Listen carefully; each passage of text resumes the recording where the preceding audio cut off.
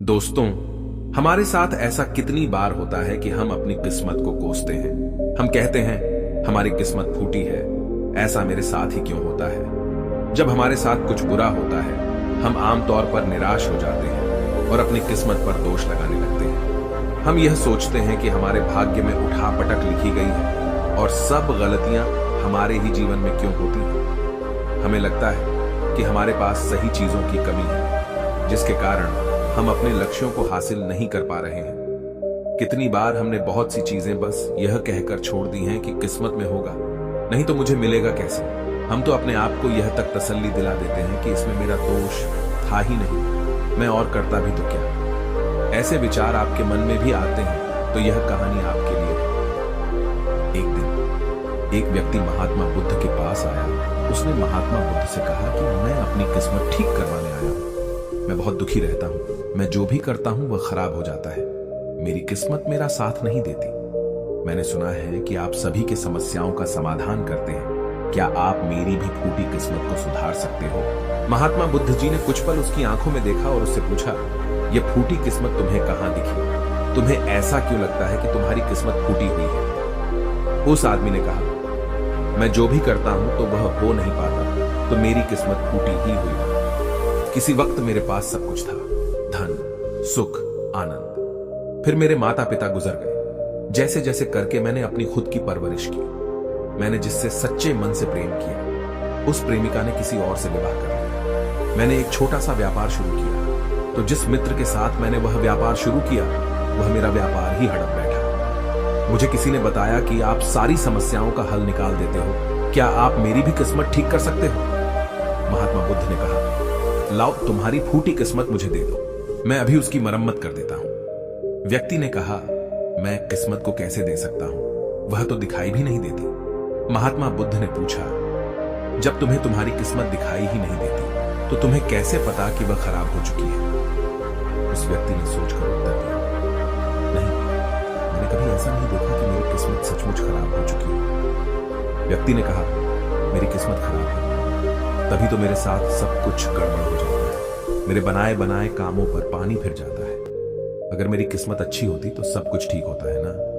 तो महात्मा बुद्ध ने कहा, तुम ठीक दिखाई देते हो, तुम्हारा स्वास्थ्य भी ठीक लग रहा है, तुम्हारे हाथ पैर भी सलामत हैं, तुम अभी तक मरे नहीं हो। मुझे तो तुम्हारी किस्मत में कोई भी खराबी नहीं लग रही, सब कुछ सही लग रहा है। अगर किस्मत खराब होती तो तुम बीमार होते, तुम्हारा अंग भंग हो जाता या तुम मृत्यु को प्राप्त हो जाते, लेकिन ऐसा तो कुछ भी नहीं है। फिर तुम क्यों कह रहे हो कि तुम्हारी किस्मत फूटी हुई है? व्यक्ति ने कहा, आप समझ नहीं रहे हैं, मेरे ऊपर बहुत कर्ज है।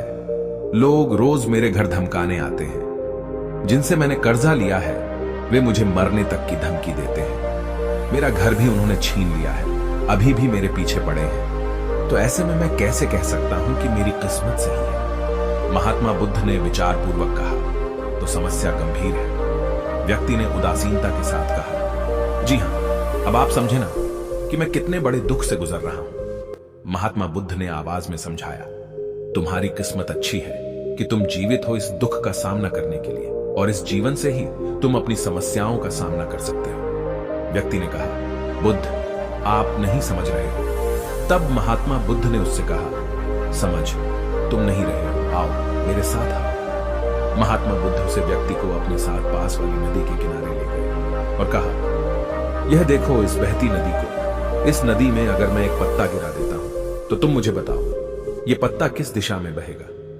व्यक्ति ने कहा, पत्ता तो नदी के बहाव के साथ नदी की दिशा में ही जाएगा।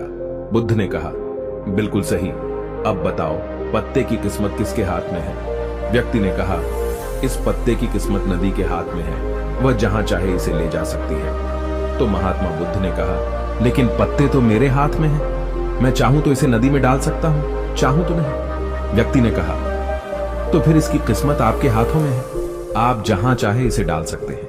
महात्मा बुद्ध ने कहा, लेकिन इस पत्ते की किस्मत मेरे हाथ में नहीं है, मैं जितना भी चाहूं इस पत्ते को सूखने से नहीं रोक सकता, यह सूख ही जाएगा और मर जाएगा। जब तक ये पेड़ पर था यह हरा था, इसे ऊर्जा मिल रही थी, लेकिन अब यह पेड़ से अलग हो गया है। अब बताओ इस पत्ते की किस्मत अच्छी है या बुरी? व्यक्ति ने कहा, अब तो इसकी किस्मत बुरी है क्योंकि अभी अपने पेड़ से अलग हो गया है। और ज्यादा दिन जीवित भी नहीं रह पाएगा, धीरे धीरे सूख जाएगा। महात्मा बुद्ध ने कहा, अभी यह मरा नहीं है, अभी भी है, जीवित है, और लाभ यह है कि अभी यह पत्ता वह सब कुछ कर सकता है जो वह पेड़ से लगे रहकर नहीं कर सकता था। बुद्ध ने वह पत्ता हवा में छोड़ दिया, वह उड़कर दूर जा गिरा। तब बुद्ध ने कहा, देखो, पेड़ पर रहकर भी कभी इतनी दूर नहीं जा सकता था, आज इसने स्वतंत्र होकर उड़ने का आनंद लिया है। फिर वह पत्ता उड़कर नदी में जा गिरा। बुद्ध ने कहा, देखा, अब वह पत्ता नदी में तैरने का भी आनंद लेगा, और अगर तुम ध्यान से देखो तो यह पत्ता कितने ही छोटे छोटे जीवों को अपने ऊपर बिठाकर नदी के एक किनारे से दूसरे किनारे पहुंचा रहा है। इस पत्ते की भी किस्मत अच्छी है, क्योंकि वह अपने नए अवसरों को ढूंढने में लगा हुआ है। तुम्हारी समस्याएं तुम्हें उड़ने का अवसर दे सकती हैं, यदि तुम उन्हें सकारात्मक नजरिए से देखो। उस आदमी ने वहां खड़े होकर महात्मा बुद्ध के बातों पर विचार किया। धीरे धीरे उसने पूरी कहानी के पीछे छिपे गहरे अर्थ को समझना शुरू किया। वह महात्मा बुद्ध की ओर देखते हुए बोला, आप सही कह रहे हैं महात्मा, मैंने अपने भाग्य पर ध्यान देने में अपनी दृष्टिकोण को सीमित कर दिया था। मैं इतना प्रयास कर रहा था कि समस्याओं और मुश्किलों पर ही फोकस करता रहता, जिसके कारण मैं उनमें मौजूद अवसरों को देखने में असमर्थ था। मुझे अब समझ आ गया है कि मेरी फूटी किस्मत बस एक डर और निराशा से उत्पन्न एक धारणा थी। यह कहानी हमें यह सिखाती है कि हमारी किस्मत हमारे हाथ में होती है, हम खुद अपने जीवन की दिशा निर्धारित करते हैं। हमारी समस्याओं का हल भी हमें ही निकालना होता है। चुनौतियों को एक अवसर के रूप में देखकर हम आगे बढ़ सकते हैं और अपनी किस्मत को सुधार सकते हैं। दोस्तों, ऐसी कहानियां हमें जीवन जीने का तरीका सिखाती हैं। अगर आपको यह कहानी पसंद आई और आप हमारे चैनल पर और बेहतरीन कहानियां देखना चाहते हैं तो सब्सक्राइब जरूर करें।